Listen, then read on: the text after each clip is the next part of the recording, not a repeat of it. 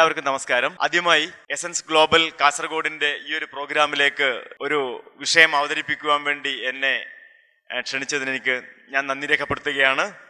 ഞാൻ അവിടെ അവതരിപ്പിക്കുന്ന വിഷയം ഒരു വിപ്ലവ സ്മരണ എന്നുള്ളതാണ്. നമുക്കറിയാം, നമുക്ക് ഒരുപാട് വിപ്ലവങ്ങൾ നമ്മൾ കണ്ടിട്ടുള്ളതാണ്. ഇവിടെ ഞാൻ സ്മരിക്കുന്ന വിപ്ലവം എന്ന് പറയുന്നത് ഹരിത വിപ്ലവമാണ്. അപ്പൊ ഹരിത വിപ്ലവം നമ്മൾ ഇപ്പോൾ സ്മരിക്കേണ്ട ഒരു ആവശ്യമെന്ന് പറഞ്ഞു കഴിഞ്ഞാൽ രണ്ട് കാരണങ്ങളാണ്. ഒന്ന്, ശ്രീ MS സ്വാമിനാഥൻ അവർക്ക് ഭാരതരത്ന കിട്ടിയിട്ടുള്ള ഒരവസരം. രണ്ടാമത്തേത്, പുതിയ വെല്ലുവിളികൾ കാർഷിക മേഖലയെ നേരിടുമ്പോൾ എന്തായിരിക്കണം, നമ്മൾ എന്ത് പാഠമാണ് കാണേണ്ടത് എന്നുള്ളതാണ് രണ്ടാമത്തേത്. നമ്മൾക്ക് സാധാരണ നമ്മൾ പറയും നമുക്ക് ശാസ്ത്രബോധം വേണം, യുക്തിബോധം വേണം. അതിൻ്റെ കൂടെ തന്നെ നമ്മൾക്ക് വേണ്ടത് ചരിത്രബോധം കൂടിയാണ്. അതുകൊണ്ടാണ് നമ്മൾ ചരിത്രത്തെ അല്പം ഒന്ന് പിന്തിരിഞ്ഞ് നോക്കുന്നത്. ഇന്ത്യ ഒരു കാലത്ത് പട്ടിണി പാവങ്ങളുടെ നാടായിരുന്നു. ഇന്ത്യ എന്ന് പറഞ്ഞാൽ പഴയ ബ്രിട്ടീഷ് ഇന്ത്യ. ബ്രിട്ടീഷുകാർ കോളനൈസേഷൻ തുടങ്ങുന്നതിന് മുമ്പ് തന്നെയും അങ്ങനെയുള്ള ഒരു സ്ഥിതിയായിരുന്നു ഉണ്ടായിരുന്നത്. അതിനുശേഷം ബ്രിട്ടീഷുകാർ വന്നതിന് ശേഷം കാര്യങ്ങൾ വളരെ രൂക്ഷമായി. എത്രയോ ലക്ഷം പേര് അവിടെ ചത്തൊടുങ്ങിയിട്ടുണ്ട്. പല പല സമയങ്ങളിലായിട്ട് ചത്തൊടുങ്ങി. അതില് ഏറ്റവും അവസാനം ഉണ്ടായത് 30 ലക്ഷം പേര് മരിച്ച ബംഗാൾ ക്ഷാമമായിരുന്നു. ബ്രിട്ടീഷുകാരുടെ ഒരു കണക്കനുസരിച്ചിട്ട് ഓരോ ക്ഷാമവും വലിയ വലിയ ക്ഷാമങ്ങൾ വരുമ്പോൾ ജനങ്ങളെ തൽക്കാലം ഒന്ന് സമാധാനിപ്പിക്കുവാൻ വേണ്ടിയിട്ട് പലതരം കമ്മീഷനുകൾ അല്ലെങ്കിൽ കമ്മിറ്റികൾ ഉണ്ടാക്കും. അങ്ങനെ നിരവധി കമ്മിറ്റികൾ ഉണ്ടായിട്ടുണ്ട്. Braid committee, Campbell commission, Lyall commission, MacDonnell commission, John Woodhead committee. ഈ അവസാനം വന്നത് ജോൺ വുഡ്ഹെഡ് കമ്മിറ്റി ബംഗാൾ ക്ഷാമം പരിശോധിക്കുവാനാണ്. ബംഗാൾ ക്ഷാമം എന്തുകൊണ്ടുണ്ടായി, എന്തൊക്കെയായിരുന്നു കാരണങ്ങൾ എന്ന് കണ്ടെത്തുവാനായിരുന്നു. അതിൽ ഈ ബ്രിട്ടീഷുകാരുടെ ടാക്സേഷനെ കുറിച്ചോ ബ്രിട്ടീഷുകാരുടെ ഭരണത്തെക്കുറിച്ചോ ഒന്നും തന്നെ പരാമർശിക്കുന്നില്ല. മറിച്ച് ബംഗാളിലെ ഭരണമാണ് പ്രശ്നം, അവിടുത്തെ ലോക്കലായിട്ടുള്ള പ്രശ്നങ്ങളാണ് ഈ ക്ഷാമത്തിന് കാരണം എന്നുള്ള നിലയിലാണ് അതിൽ നിഗമനങ്ങൾ എത്തിച്ചേർന്നിട്ടുണ്ടായിരുന്നത്. ഏതായാലും സ്വാതന്ത്ര്യം കിട്ടിയ സമയത്ത് നമുക്ക് വളരെ വളരെ പ്രതീക്ഷകളായിരുന്നെങ്കിൽ കൂടിയും അന്താരാഷ്ട്ര വിദഗ്ധന്മാർ, ഇക്കോളജിസ്റ്റുകൾ, അതുമാതിരിയുള്ള ആൾക്കാരൊക്കെ തന്നെ വൻതോതിലുള്ള ക്ഷാമങ്ങളെ കുറിച്ചാണ് അവര് പ്രവചിച്ചിട്ടുള്ളത്. ദ പോപ്പുലേഷൻ ബോംബ് എന്ന് എഴുതിയിട്ടുള്ള വളരെ പ്രശസ്തനായിട്ടുള്ള ഇക്കോളജിസ്റ്റ് പോൾ ഏളിക് അദ്ദേഹം പറഞ്ഞത് ഇന്ത്യയിൽ ഒരു 75-84 ലക്ഷക്കണക്കിന് പേർ പുഴുക്കള മാതിരി മരിക്കും എന്നുള്ളതാണ്. ഗാരറ്റ് ഹാർഡൻ എന്നൊരു എക്കോളജിസ്റ്റ് പറഞ്ഞത് ഇന്ത്യയിലെ ആൾക്കാർ മരിക്കുമ്പോൾ, ഏഷ്യയിൽ ആഫ്രിക്കയിലെ ആൾക്കാർ മരിക്കുമ്പോൾ ഒരു ഗോതമ്പ് പോലും കൊടുക്കരുത്. കൊടുത്തു കഴിഞ്ഞാൽ ആൾക്കാരുടെ എണ്ണം കൂടുകയും അവർ അമേരിക്കയിലേക്കും യൂറോപ്പിലേക്കും കടന്നു കയറുകയും യൂറോപ്പും അമേരിക്കയും കൂടെ പ്രശ്നത്തിലാവുകയും ചെയ്യും എന്നാണ്. അങ്ങനെയുള്ള നിരവധി പ്രവചനങ്ങളായിരുന്നു ഒരു കാലത്ത് ഉണ്ടായിരുന്നത്. ഫാമിൻ ഇൻ 1975, അമേരിക്കാസ് ഡിസിഷൻ, ഇത് വില്യം ആൻഡ് പോൾ ഡിബക്കിന്റെ പുസ്തകമാണ്, പാഡക്കിന്റെ പുസ്തകമാണ്. ഇങ്ങനെയുള്ള നിരവധി പ്രവചനങ്ങളാണ് ആ സമയത്ത് ഉണ്ടായിരുന്നത്. ഈ പ്രവചനങ്ങളുടെ പുസ്തകങ്ങൾ എഴുതിക്കൊണ്ടിരിക്കുമ്പോൾ, കൊടും ക്ഷാമങ്ങളുടെ പുസ്തകങ്ങൾ എഴുതിക്കൊണ്ടിരിക്കുന്ന സമയത്ത് ഒരു നിശബ്ദ വിപ്ലവം അങ്ങ് മെക്സിക്കോയിൽ അരങ്ങേറുന്നുണ്ടായിരുന്നു. ഡോക്ടർ നോർമൻ ബോർലോഗ്, അദ്ദേഹം മിനസോട്ട യൂണിവേഴ്സിറ്റിയിൽ നിന്നും അഗ്രികൾച്ചറിൽ PG കഴിഞ്ഞ് UG കഴിഞ്ഞ് പിന്നെ ഡോക്ടറേറ്റും എടുത്ത ശേഷം, പ്ലാൻ പത്തോളജിയിൽ എടുത്ത ശേഷം, പ്രത്യേകിച്ചും ഗോതമ്പിന്റെ റസ്റ്റ് എന്നുള്ള രോഗത്തിൽ PhD എടുത്ത ശേഷം അദ്ദേഹം 1944 ഉണ്ടാക്കിയിട്ടുള്ള സിമ്മിറ്റ് എന്ന് പറയുന്ന ഒരു ഓർഗനൈസേഷൻ ഉണ്ട്, international centre for wheat and maze എന്ന് പറഞ്ഞിട്ട്, മെക്സിക്കോയിൽ റോക്ക്ഫെല്ലർ ഫൗണ്ടേഷന്റെ ആഭിമുഖ്യത്തിലാണ് ഈ ഗവേഷണ കേന്ദ്രം സ്ഥാപിച്ചത്. അന്ന് റോക്ക്ഫെല്ലർ ഫൗണ്ടേഷനും ഫോർഡ് ഫൗണ്ടേഷനും ഒക്കെ ഇതുമാതിരിയുള്ള ജനോപകാരപ്രദങ്ങളായിട്ടുള്ള ഗവേഷണ കേന്ദ്രങ്ങളൊക്കെ സ്ഥാപിക്കുന്ന സമയത്ത് നമ്മുടെ ആൾക്കാർ പറഞ്ഞിരുന്നത് ഈ അമേരിക്ക ഗൂഢാലോചന വഴി ലോകം കീഴടക്കാൻ ശ്രമിക്കുകയാണ്, ഈ ഫൗണ്ടേഷനുകൾ, അൾട്രൂയിസ്റ്റിക് ഫൗണ്ടേഷൻസ് ഒക്കെ അതിൻ്റെ ഗൂഢാലോചനയുടെ ഭാഗമാണ് എന്നുള്ളതായിരുന്നു. ഏതായാലും അദ്ദേഹം സിമിറ്റിൽ എത്തി, മെക്സിക്കോയിൽ എത്തി. മെക്സിക്കോ എന്ന് പറഞ്ഞാൽ ഫലപുഷ്ടി കുറഞ്ഞ ഒരു നാടാണ്, കഠിനമായിട്ടുള്ള വെയിലുള്ള ഒരു നാട്ടിൽ എത്തി. ഒരു ഷെഡിലായിരുന്നു കിടക്കാനുണ്ടായിരുന്നത്. വളരെ ഗതികെട്ട ഒരു സിറ്റുവേഷൻ ആയിരുന്നു അവിടെ ഉണ്ടായിരുന്നത്. അവിടെ അദ്ദേഹം ജനങ്ങളുടെ കൂടെ, കൃഷിക്കാരുടെ കൂടെ രാവും പകലും നടന്ന് എത്രയോ കൃഷിയിടങ്ങൾ താണ്ടി അവിടെ നിന്നും ആ റസ്റ്റ് എന്ന് പറയുന്ന രോഗത്തിന് റെസിസ്റ്റൻസ് ഉണ്ടാകുമെന്ന് തോന്നുന്ന, അതേസമയം വിളവ് നന്നായിട്ട് തരുന്ന ഗോതമ്പിന്റെ ഇനങ്ങൾ വ്യാപകമായിട്ട് ശേഖരിച്ചു. 8,000-ഓളം ഇനങ്ങളാണ് അദ്ദേഹം 2 കൊല്ലം കൊണ്ട് ജനങ്ങളുടെ കൃഷിയിടങ്ങളിൽ നിന്നും ശേഖരിച്ചത്. അതുകൂടാതെ ഒരു 600-ഓളം ഇനങ്ങൾ അമേരിക്കയിൽ നിന്നും കിട്ടി. ഇതെല്ലാം കൂടെ 1,10,000 വിത്തുകളാണ് ആദ്യഘട്ടത്തിൽ ഉണ്ടായിരുന്നത്. അത് മെക്സിക്കോയിലുള്ള ഒരു യൂണിവേഴ്സിറ്റിയുടെ ഫീൽഡിൽ നട്ടു. 2 വരിയായിട്ട് 8 കിലോമീറ്റർ നീളത്തിലാണ് ഈ ഗോതമ്പ് വിത്ത് നട്ടത്. കാരണം അത് പരിശോധിക്കാനുള്ള സൗകര്യത്തിന് വേണ്ടിയിട്ട്.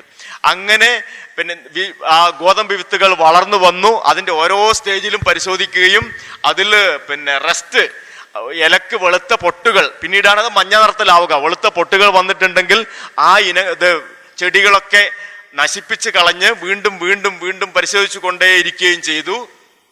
അങ്ങനെ അത്രയും 8,600 ഇനങ്ങളിൽ നിന്ന് അദ്ദേഹത്തിന് ഒരൽപ്പം റെസിസ്റ്റന്റ് ആയിട്ടുള്ള ഇനങ്ങൾ കിട്ടി. വളരെ കുറച്ച് മാത്രമേ പ്രതിരോധ ശക്തിയുള്ള ഇനങ്ങൾ അദ്ദേഹത്തിന് കിട്ടിയുള്ളൂ. അത് നോക്കുമ്പോഴേക്കും അതിനൊരു പ്രശ്നം, അതിന് വിളവ് വളരെ കുറവാണ്. മെക്സിക്കോയിലെ മണ്ണ് എന്ന് പറഞ്ഞാൽ അല്ലെങ്കിൽ തന്നെ ഫലപുഷ്ടി വളരെ വളരെ കുറഞ്ഞിട്ടുള്ള മണ്ണാണ് മെക്സിക്കോ മണ്ണ്. അപ്പോൾ അതില് ധാരാളം വളങ്ങൾ അന്ന് കാലത്ത് ഡെവലപ്പ് ചെയ്തിട്ടുള്ളത് പ്രധാനമായിട്ടും സൂപ്പർ ഫോസ്ഫേറ്റും യൂറിയയുമാണ്. അപ്പൊ ഈ വളങ്ങൾ ഇട്ടുകൊടുത്തു കഴിഞ്ഞാൽ ഉടനെ തന്നെ ഇത് വളരെ ഉയർന്ന തോതിൽ വളരെ നീളത്തിൽ വളരുകയും പിന്നീട് അത് ചെരിഞ്ഞു വീഴുകയും ചെയ്യും. അങ്ങനെ ആ പാടത്തിൽ മുഴുവൻ ഗോതമ്പ് ചെരിഞ്ഞു വീണ് കഴിഞ്ഞാൽ പിന്നെ അതിന് ഉൽപാദനം വളരെ കുറയും. അപ്പോൾ സാധാരണ നാടൻ ഇനങ്ങളെ അപേക്ഷിച്ച് തന്നെ വളരെ കുറവായിരിക്കും നമുക്ക് വിളവ് കിട്ടുന്നത്. അപ്പോൾ ഇത്രയും പണിയെടുത്തിട്ട്, ഇത്രയും വർഷം വർക്ക് ചെയ്തിട്ട് കാര്യമായിട്ട് വളരെ കുറച്ച് മാത്രമേ കിട്ടിയുള്ളൂ. അതിനിങ്ങനെയുള്ള ഒരു പ്രശ്നം കൂടെ വന്നു. ഏതായാലും അദ്ദേഹം വീണ്ടും കൂടുതൽ ഇനങ്ങൾ ശേഖരിച്ചിട്ട് വർക്ക് ചെയ്ത് കഴിഞ്ഞപ്പോൾ അവിടെ അപ്പോഴേക്കും വേറൊരു പ്രശ്നം വന്നു. എന്താന്ന് വെച്ച് കഴിഞ്ഞാൽ ഈ റസ്റ്റിന്റെ വേറൊരു വകഭേദം അവിടെ വികസിച്ചു വന്നു. ഈ വികസിച്ചു വന്ന വകഭേദത്തിന് അദ്ദേഹം റെസിസ്റ്റന്റ് ആണെന്ന് കരുതിയിരുന്ന ഇനങ്ങളെ കൂടെ ആക്രമിക്കാനുള്ള കെൽപ്പുള്ളതായിരുന്നു. ആ തോതിൽ ഉള്ളൊരു പ്രശ്നം കൂടെ വന്നു. അപ്പോ 10-12 കൊല്ലത്തെ പ്രവർത്തനം വെറുതെ ആയിപ്പോയി എന്നുള്ള സ്ഥിതിയിലേക്ക് ഏകദേശം അദ്ദേഹം എത്തി. ആ സമയത്ത് വേറൊരു കാര്യം നടന്നുകൊണ്ടിരുന്നത്, 2ാം ലോക മഹായുദ്ധ കാലത്ത് ജപ്പാനെ അമേരിക്ക ആക്രമിച്ച് കീഴടക്കി ജപ്പാനിൽ അധിനിവേശം നടത്തി. ജപ്പാനിൽ നിന്ന് അവിടെ ഉണ്ടായിരുന്ന ഗോതമ്പിന്റെ വിത്തുകൾ അമേരിക്കയിലേക്ക് കൊണ്ടുവന്നു. ആ അമേരിക്കയിലേക്ക് കൊണ്ടുവന്ന വിത്തില് നോറിൻ 10 എന്ന് പറയുന്ന ഒരു ഇനത്തിന്റെ വിത്ത് ഉണ്ടായിരുന്നു. അത് നിങ്ങൾക്ക് കണ്ടാൽ അറിയാം. ആദ്യം കാണുന്ന അതാണ്. അത് കുള്ളനായിട്ടുള്ള ഒരു ഇനമാണ്, സെമി ഡ്വാർഫ് ഇനമാണ്, കുള്ളൻ വിത്തുകളാണ്.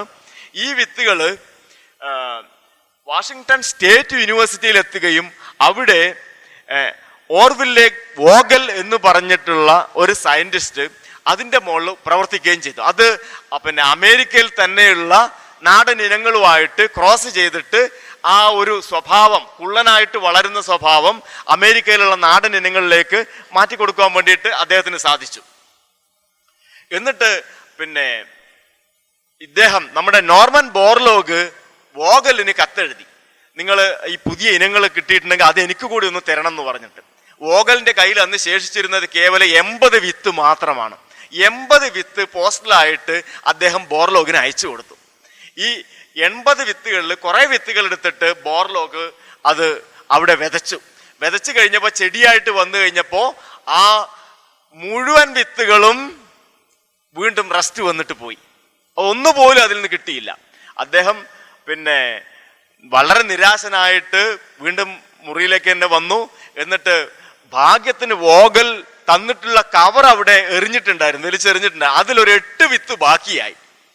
ആ 8 വിത്തുകൾ അദ്ദേഹം എടുത്ത് കൊണ്ടുപോയി കൺട്രോൾഡ് കണ്ടീഷനിൽ പിന്നെ ഇതിൻ്റെ റസ്റ്റിൻ്റെ അണുക്കൾ വരാത്ത സാഹചര്യത്തിൽ അത് വളർത്തുകയും അദ്ദേഹത്തിൻ്റെ കയ്യിൽ ബാക്കിയായിട്ടുള്ള റസ്റ്റിൻ്റെ പിന്നെ ഇതുള്ള പ്രതിരോധ ശക്തിയുള്ള ഇനങ്ങളുമായിട്ട് അതിനെ ബ്രീഡ് ചെയ്യുകയും ചെയ്തു.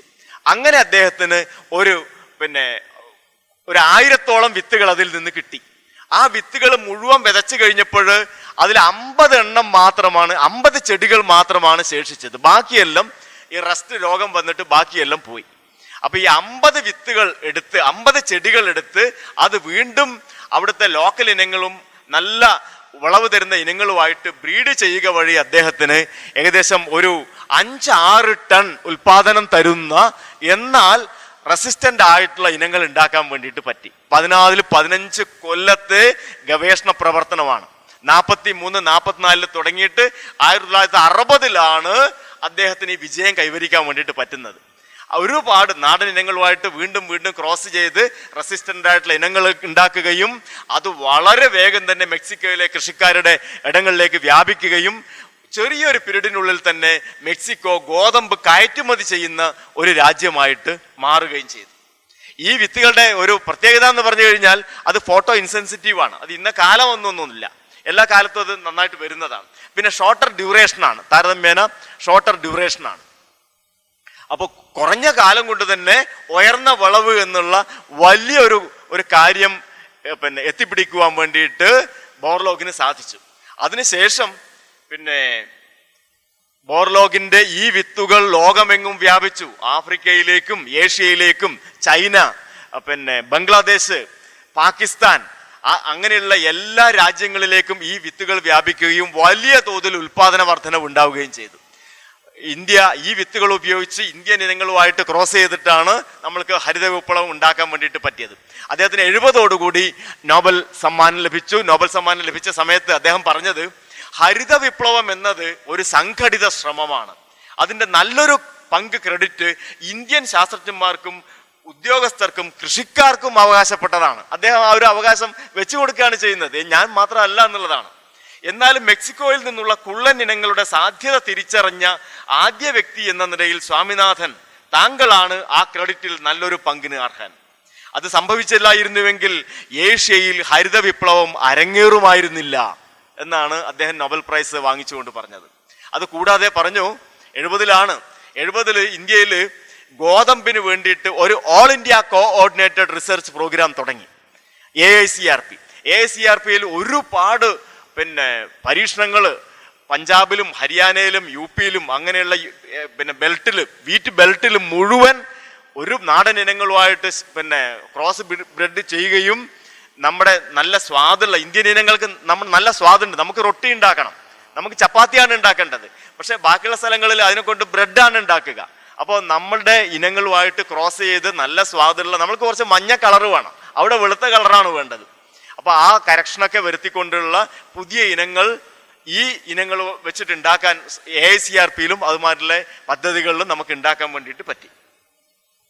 ഇനി നമ്മൾ നോക്കിക്കഴിഞ്ഞാൽ അതിൻ്റെ ഇന്ത്യയിലെ ഹരിത വിപ്ലവത്തിൻ്റെ ഇന്ത്യയിലെ ശില്പി എന്ന് പറയുന്നത് ഡോക്ടർ MS സ്വാമിനാഥനാണ്. അദ്ദേഹത്തിൻ്റെ മരണശേഷമാണെങ്കിൽ കൂടിയും, മരണാന്തര ബഹുമതിയായിട്ടെങ്കിൽ കൂടിയും ഭാരതരത്ന കൊടുക്കുക വഴി രാജ്യം ആദരിക്കപ്പെടുകയാണ് ചെയ്തിട്ടുള്ളത്.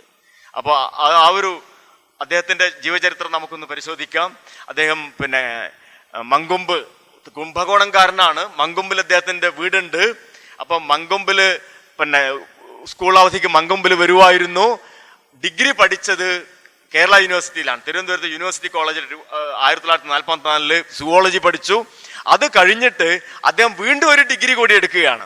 കോയമ്പത്തൂർ അഗ്രികൾച്ചർ കോളേജിൽ BSc അഗ്രികൾച്ചർ ഡിഗ്രി കൂടി എടുക്കുന്നു. അത് കഴിഞ്ഞിട്ട് post graduation Indian agriculture research ഇൻസ്റ്റിറ്റ്യൂട്ടിൽ ചെയ്യുന്നു, സൈറ്റോജനറ്റിക്സിൽ ചെയ്യുന്നു. ഒരു യുനെസ്കോ ഫെലോഷിപ്പ് കിട്ടിയിട്ട് വാഗനിംഗൻ നെതർലാൻഡ്സ് പോയിട്ട് അവിടെ ഒരു വർഷത്തെ കോഴ്സ് പഠിക്കുന്നു.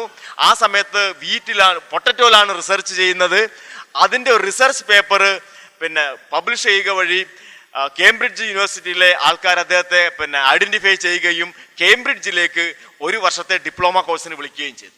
പിന്നെ അവിടുന്ന് തന്നെ കേംബ്രിഡ്ജിൽ നിന്ന് തന്നെ അദ്ദേഹം PhD എടുക്കുകയാണ് ചെയ്യുന്നത്.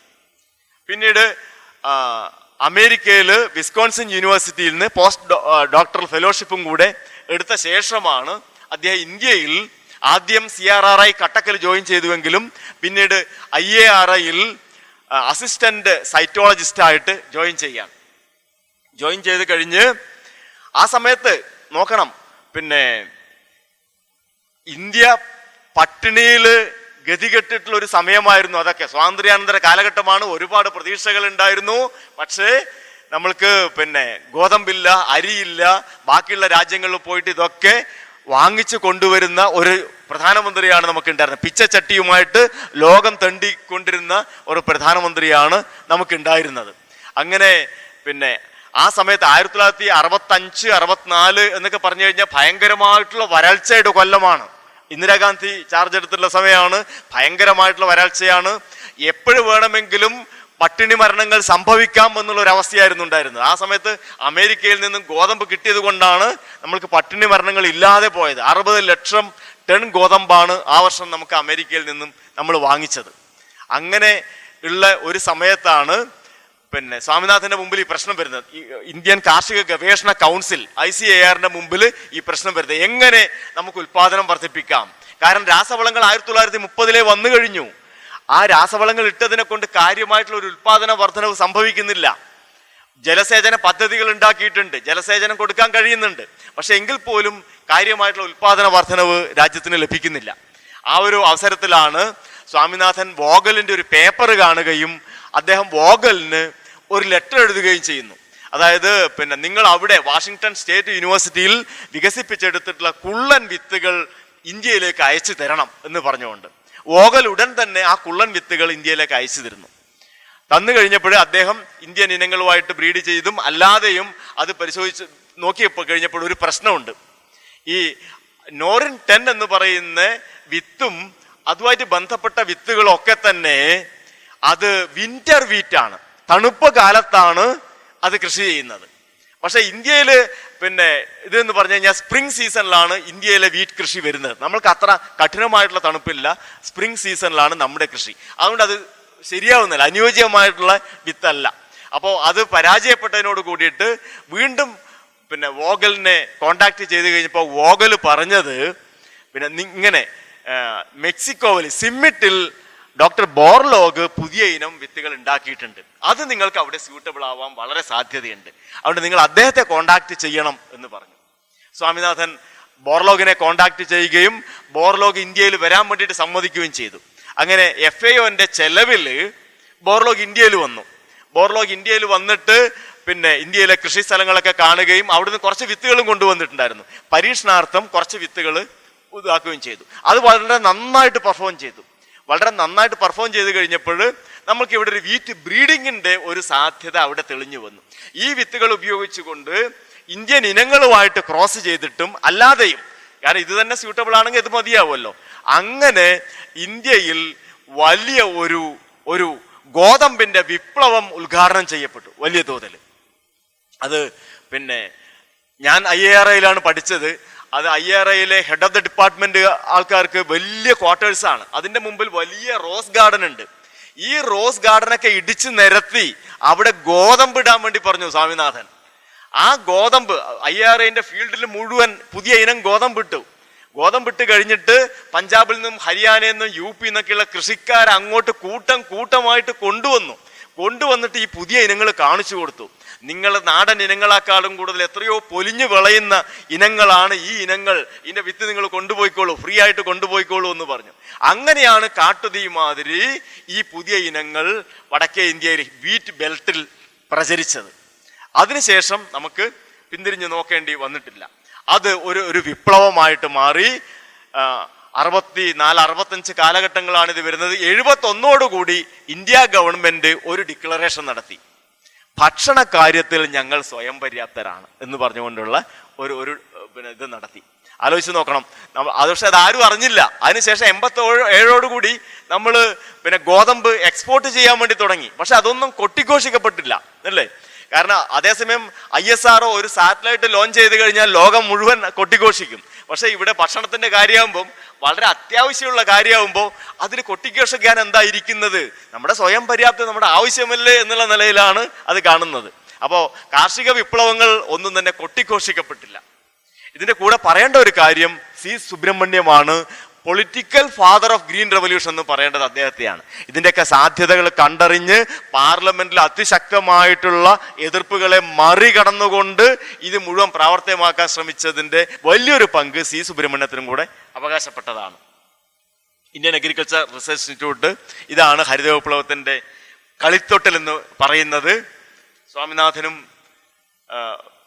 ബോർലോഗും, എനിക്ക് ബോർലോഗിനെ കാണുവാനുള്ള ഒരു ഭാഗ്യം ഉണ്ടായിട്ടുണ്ട്. 1996 കോൺവൊക്കേഷന് ബോർലോഗ് ആയിരുന്നു IARAയിൽ വന്നത്. അതിനുശേഷം നടന്ന ഒരു വിപ്ലവം എന്ന് പറയുന്നത് നെൽകൃഷിയിലുള്ള ഒരു വിപ്ലവമാണ്. നെൽകൃഷിയിലും നേരത്തെ പറഞ്ഞ അതേ പ്രശ്നം തന്നെയാണ്. വിളവ് വളരെ കുറവാണ്, രാസവളമിട്ടാൽ ചാഞ്ഞു വീഴും, ഉള്ള വിളവ് കൂടെ ഇല്ലാതാകുമെന്നുള്ളതാണ് നെൽകൃഷിയിലുള്ള പ്രശ്നവും വരുന്നത്.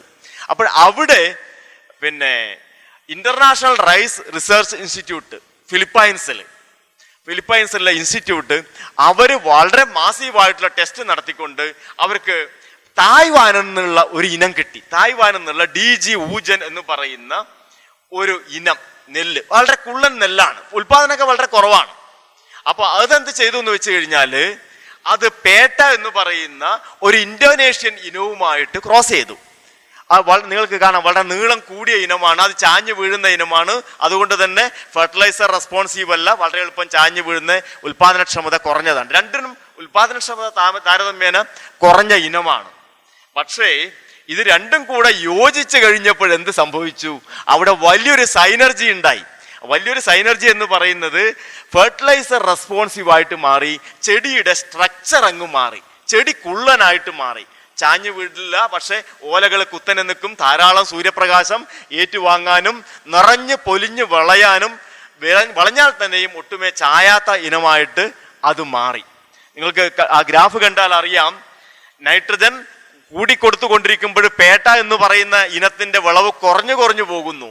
പക്ഷേ അത്ഭുത വിത്തായിട്ടുള്ള മിറാക്കിൾ സീഡ് അല്ലെങ്കിൽ മിറാക്കിൾ റൈസ് എന്നാണ് IR8 അറിയപ്പെട്ടത്.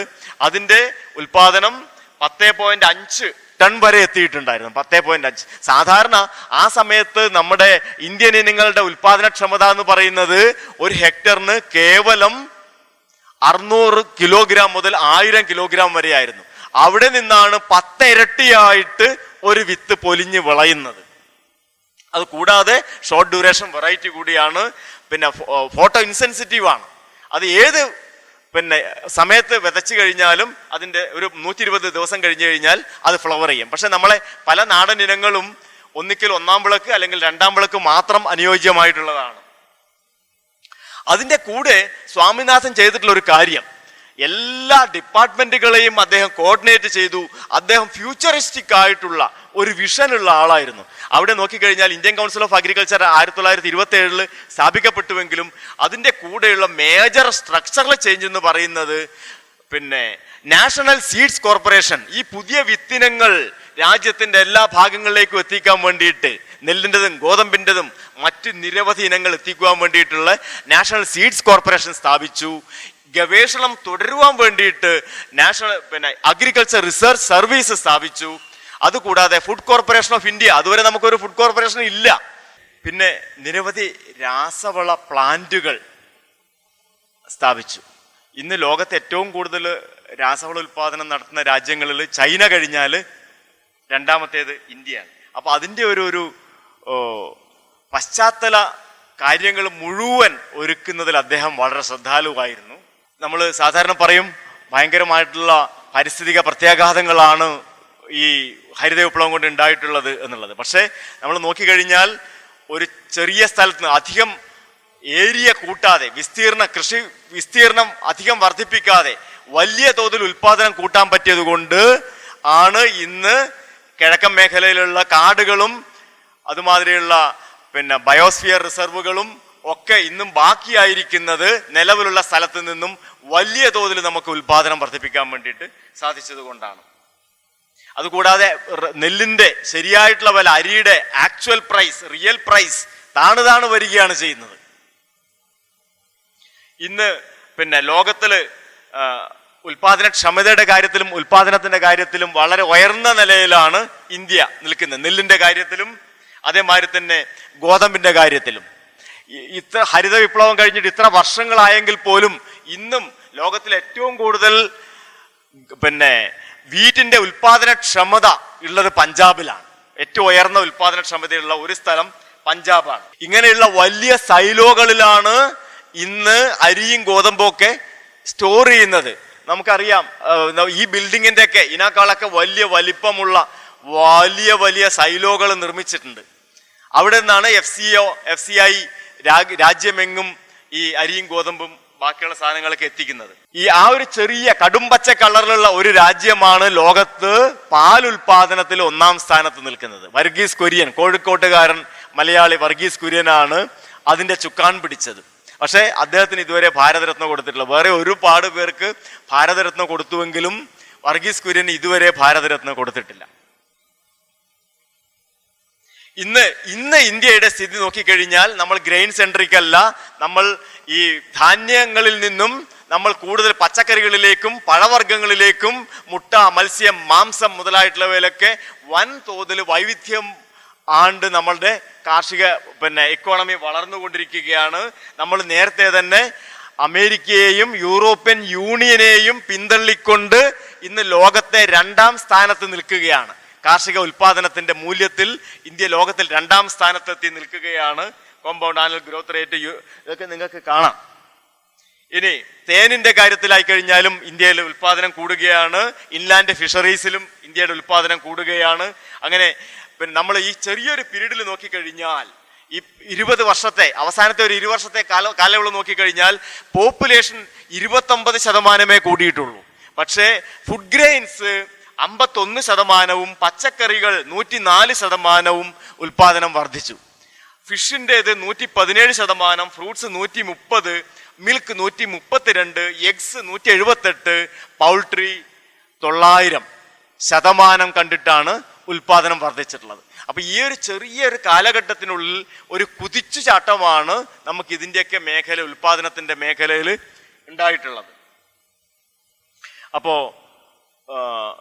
ഇതുമായിട്ട് ബന്ധപ്പെട്ടിട്ടുള്ള ഒരു പ്രധാനപ്പെട്ട വിമർശനം ഒരുപാട് വിമർശനങ്ങൾ ഉണ്ടായിട്ടുണ്ട്. ഒരു പ്രധാനപ്പെട്ട വിമർശനം പറഞ്ഞിട്ട് ഞാൻ അവസാനിപ്പിക്കാം. അത് ഗ്രേറ്റ് ജീൻ റോബറി എന്ന പേരിൽ Claude Alvares Illustrated weekly of ഇന്ത്യയിൽ 1986 മാർച്ചിൽ എഴുതിയിട്ടുള്ളതാണ്.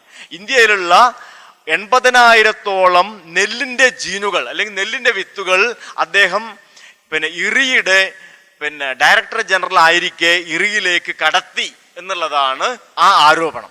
അപ്പൊ ആ ആരോപണം എന്ന് പറഞ്ഞു കഴിഞ്ഞാൽ ഇന്ത്യക്ക് ആ വിത്തുകൾ മുഴുവൻ നഷ്ടപ്പെട്ടിരിക്കുന്നു. അതേസമയം അതൊരു അന്താരാഷ്ട്ര ജീൻ ബാങ്കിലേക്ക് പോയിരിക്കുന്നു. അവിടെ നിന്ന് അത് പ്രൈവറ്റ് പ്ലെയേഴ്സിന്റെ അടുത്തേക്ക് പോകാം. ഭാവിയിൽ ഇന്ത്യക്ക് അവർ വികസിപ്പിച്ചെടുക്കുന്ന വിത്തുകൾ വാങ്ങിക്കുവാൻ ഇന്ത്യ വൻതോതിൽ പൈസ കൊടുക്കേണ്ടി വന്നേക്കും എന്നൊക്കെയാണ് ആ ലേഖനത്തിൽ എഴുതി പിടിപ്പിച്ചിട്ടുണ്ടായിരുന്നത്. പക്ഷെ നമ്മളത് പരിശോധിച്ച് നോക്കിക്കഴിഞ്ഞാൽ അറിയാം, വിത്തുകൾ ഒരു രാജ്യത്തിൻ്റെയും സ്വത്തല്ല. നമ്മൾ ഇന്ത്യക്ക് കുറച്ച് പുതിയ ഇതുണ്ടെങ്കിൽ വെച്ചോ, പുതിയൊരു നമ്മൾ വികസിപ്പിച്ചെടുത്തിട്ടുണ്ട്, അല്ലെങ്കിൽ നമ്മുടെ കാടുകളിൽ നിന്ന് നമുക്കൊരു ഇനം കിട്ടിയെന്ന് വെച്ചോ, അത് നമ്മുടെ മാത്രം സ്വത്തല്ല, അത് ലോകത്തിന്റെ മുഴുവൻ സ്വത്താണ്. കാരണം തായ്വാന്റെ DG പൂജനാണ് നമുക്ക് ഇന്ന് ചോറ് തരുന്നത്, ജപ്പാന്റെ നോറിൻ ടെന്നാണ് നമുക്ക് ഗോതമ്പും ഇതും തരുന്നത്. അപ്പൊ ബ്രസീലിന്റെ റബ്ബറാണ് നമ്മൾ കൃഷി ചെയ്യുന്നത്. ഇങ്ങനെ 34ഓളം കാർഷിക ഇനങ്ങൾ നമ്മൾ കൃഷി ചെയ്യുന്നു. നമ്മൾ കൃഷി ചെയ്യുന്ന നെല്ലിന്റെയും ഗോതമ്പിന്റെയും അതുമാതിരിയുള്ള ഇനങ്ങളിലൊക്കെ എല്ലാറ്റിലും ഫോറിൻ ജീനുകൾ ഉണ്ട്. നമ്മൾ കുടിക്കുന്ന പാല് തരുന്ന പശുവിന്റെ ഒക്കെ ജീനിലെല്ലാം ഫോറിൻ ജീനുകളാണ്. അപ്പോൾ ജീനുകൾ അല്ലെങ്കിൽ ജേം പ്ലാസം എന്ന് പറയുന്നത് ലോകത്തിന്റെ പൊതു സ്വത്താണ് എന്നുള്ളതാണ് കാഴ്ചപ്പാട്. അത് കൂടാതെ ഇന്ത്യയിൽ നിന്ന് സ്വാമിനാഥൻ കൊണ്ടുപോയപ്പോൾ ഇറിയിലേക്ക് കൊണ്ടുപോയി എന്നുള്ള സത്യമാണ്. പക്ഷെ അതിൻ്റെ ഒരു കോപ്പി മാത്രമേ കൊണ്ടുപോയിട്ടുള്ളൂ. വിത്ത് എന്ന് പറയുന്നത് എന്താണ്? വിദ്യ പോലെ കൊടുക്കും തോറും ഏറിടും എന്നൊരു സാധനമാണ് വിത്ത് എന്ന് പറയുന്നത്. അപ്പൊ അങ്ങനെ നമ്മൾക്ക് അത് നഷ്ടപ്പെട്ടു പോയിട്ടില്ല. അതാണ് ആ ഒരു ആരോപണത്തെക്കുറിച്ച് പ്രത്യേകിച്ച് പറയാനുള്ള. ഒരുപാട് ആരോപണങ്ങൾ ഉണ്ടായിരുന്നു. ആ ആരോപണത്തിന് അദ്ദേഹം മറുപടി പറയുകയും ചെയ്തിട്ടുണ്ട്. അപ്പോൾ ഈ ഒരു വിപ്ലവം ഇപ്പോഴത്തെ ഒരു പ്രസക്തി എന്താണെന്ന് ചോദിച്ചു കഴിഞ്ഞാൽ, കാർഷിക മേഖല നിരവധി പ്രതിസന്ധികൾ നേരിടുന്ന കാലഘട്ടമാണ്.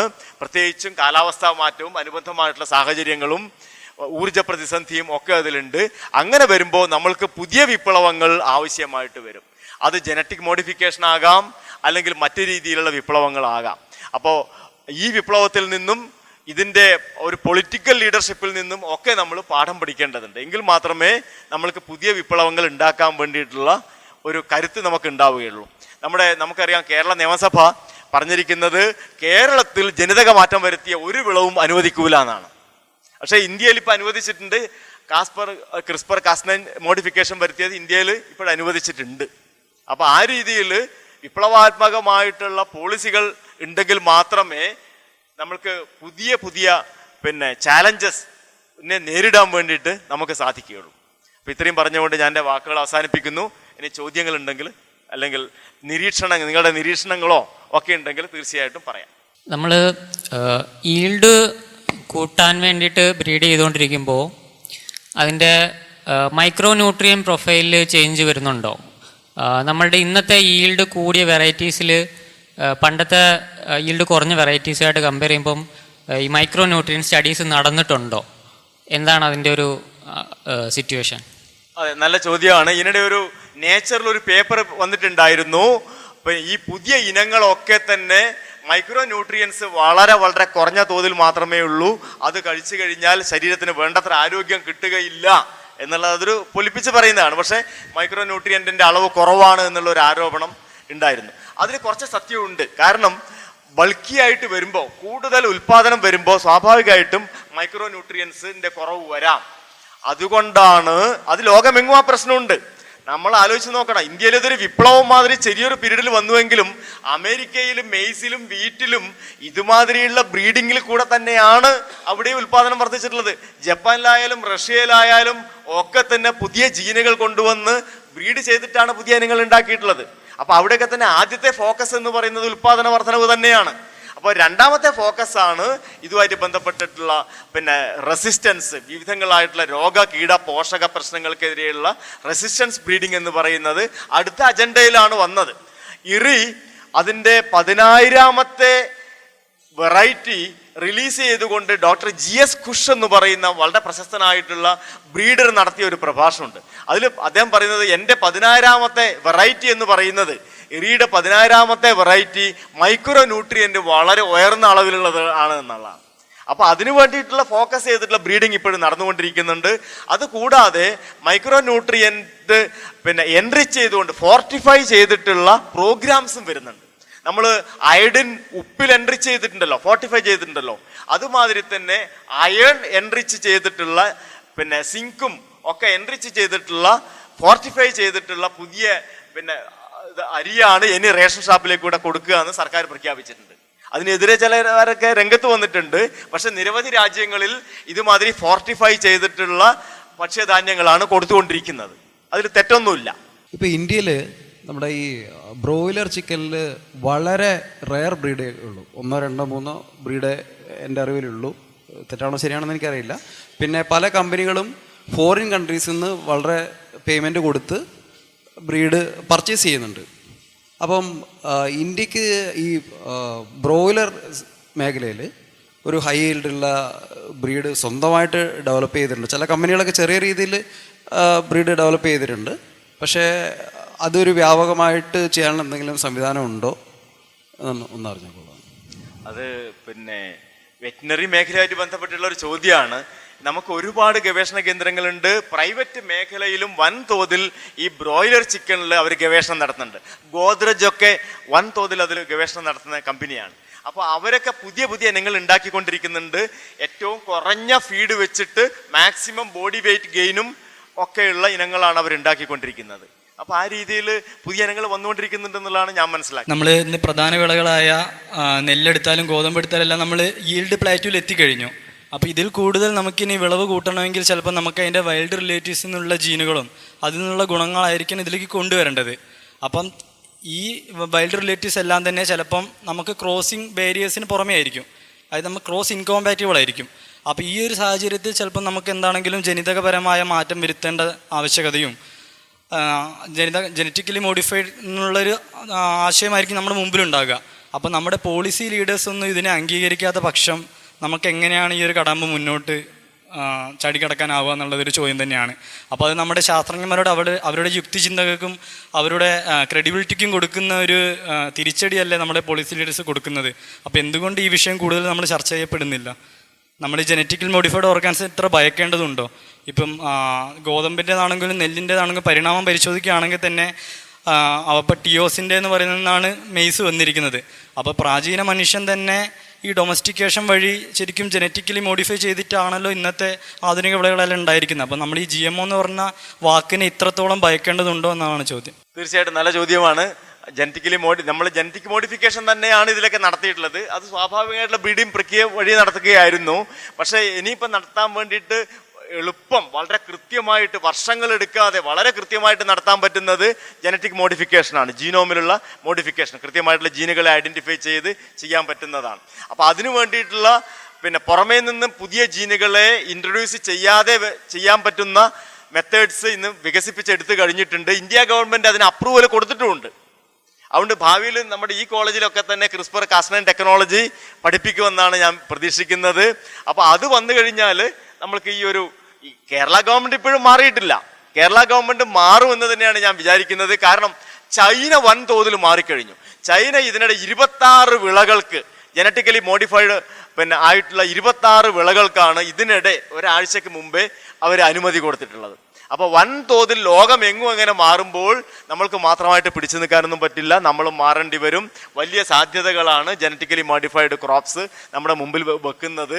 ഗ്ലൂട്ടൻ ഇല്ലാത്ത വീറ്റും മറ്റ് പ്രശ്നങ്ങളൊന്നും ഇല്ലാത്ത അലർജൻസ് ഒക്കെ ഒഴിവാക്കിക്കൊണ്ടുള്ള ഇനങ്ങളും ഒക്കെ ആയിട്ട് ഫൈൻ ട്യൂണിങ്, പ്രിസിഷൻ ഫാമിങ്ങിന് പറ്റിയ ഇനങ്ങളൊക്കെ ആയിട്ടുള്ള വലിയ സാധ്യതകളുണ്ട്. അപ്പോൾ ഭാവിയിൽ അത് വരുമെന്ന് തന്നെയാണ് പ്രതീക്ഷിക്കുന്നത്. അല്ലെങ്കിൽ നമുക്ക് ഈ പുതിയ വെല്ലുവിളികളെ നേരിടാൻ വേണ്ടിയിട്ട് സാധിക്കില്ല. കിരൺ പറഞ്ഞ മാതിരി ഒരു പ്ലേറ്റോ നമ്മൾ എത്തിക്കഴിഞ്ഞിട്ടുണ്ട്. ഞാൻ അവസാനിപ്പിക്കുന്നു. ഇങ്ങനെ ഒരു അവസരം തന്നതിന് ഒരിക്കൽ കൂടി നന്ദി പറഞ്ഞുകൊണ്ട് ഞാൻ അവസാനിപ്പിക്കുന്നു. Thank you sir.